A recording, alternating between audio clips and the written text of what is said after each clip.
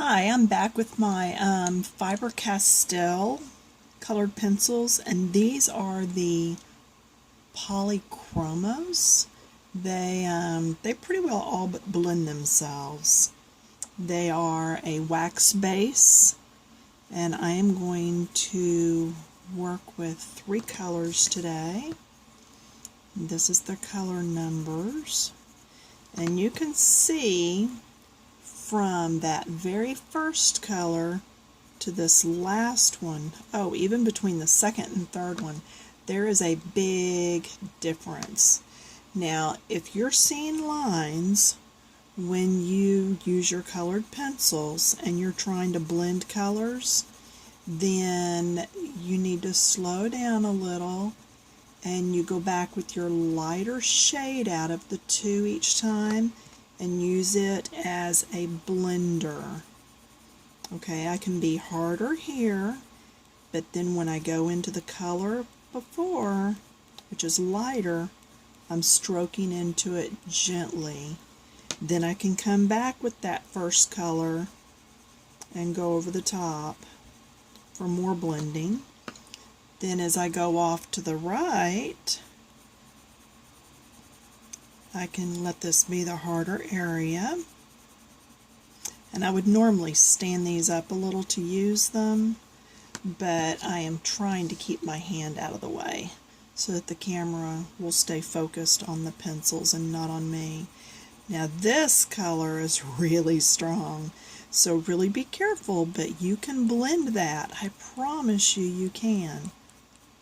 You're going to go lightly into the color before, do some blending.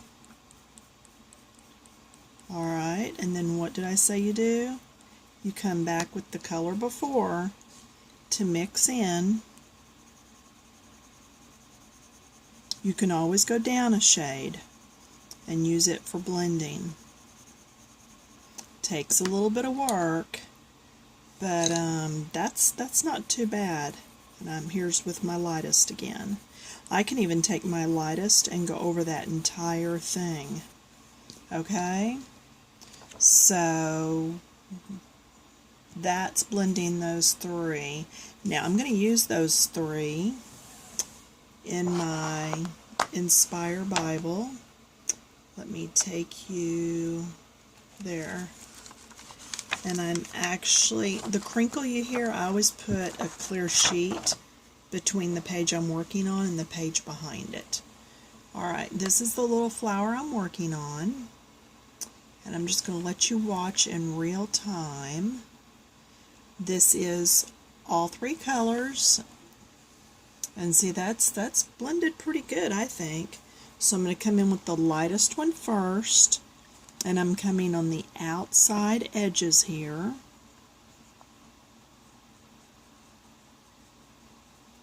Alright, I'm going up. I'm going the direction, the line direction of the flower. So notice I'm going back and forth this way. It's like with the grain of the petal. I'm not going this way, and I'm not just scribbling all over. Alright? That is important when you get ready to blend. Now you can go in little circles. I've taught that before also.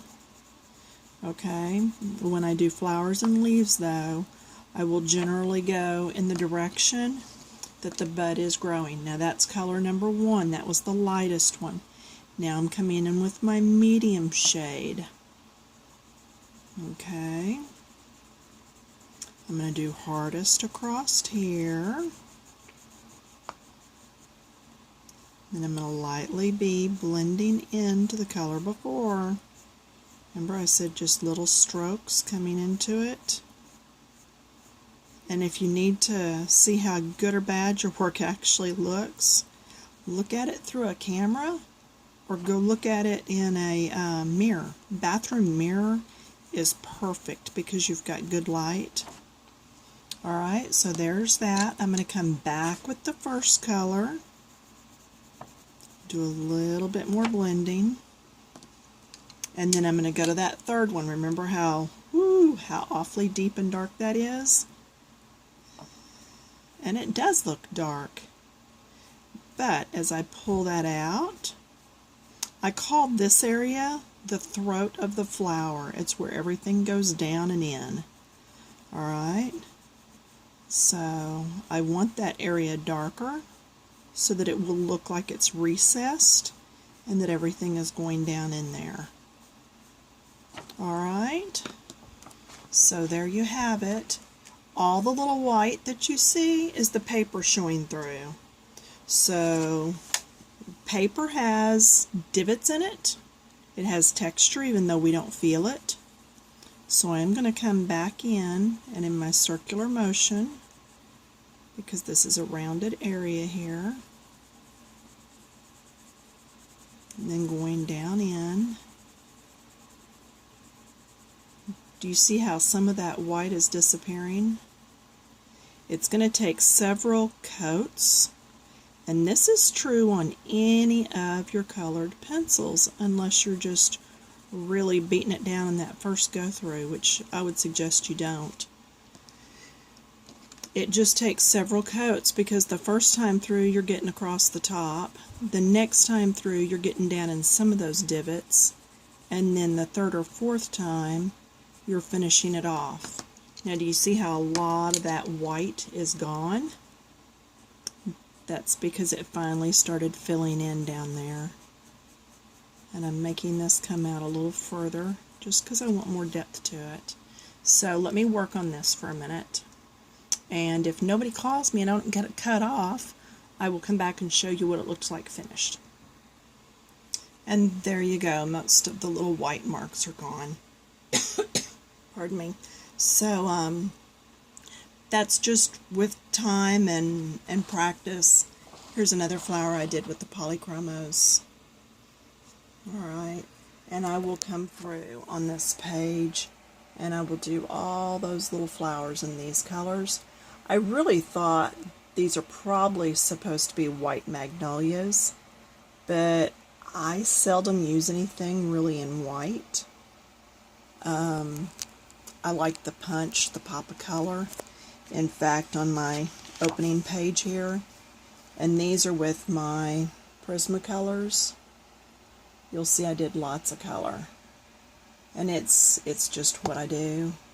I do enjoy this Bible. I'm just taking my time on getting to the different parts. So I've already done there. Now I decided it was time to come back to that.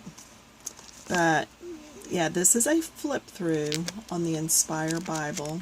If you've not had a chance to look at one, there's one of the pages I did, and I believe there's a tutorial on this on YouTube also on how to do that faded blue background.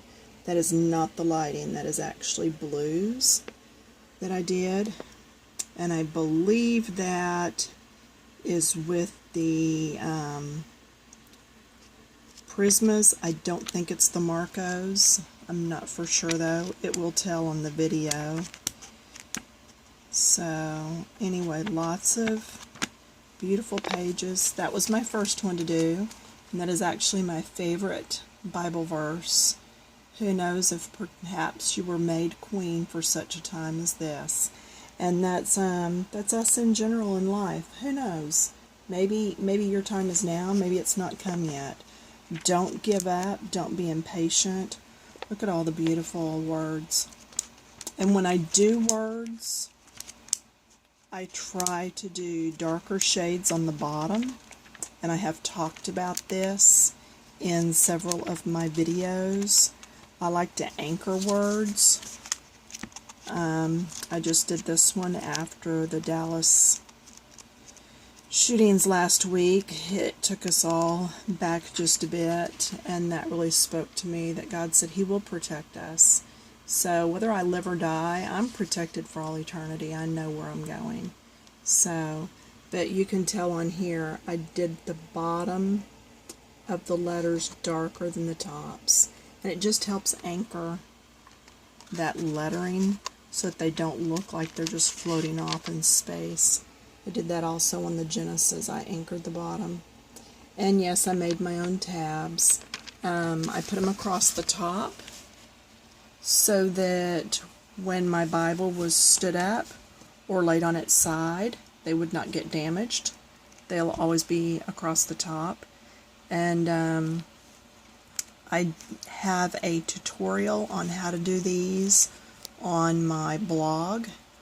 It's Tinkartist, tinkartist.blogspot.com.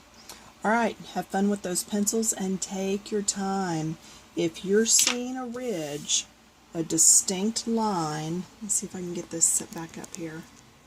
If you're seeing a distinct line between this color and this color,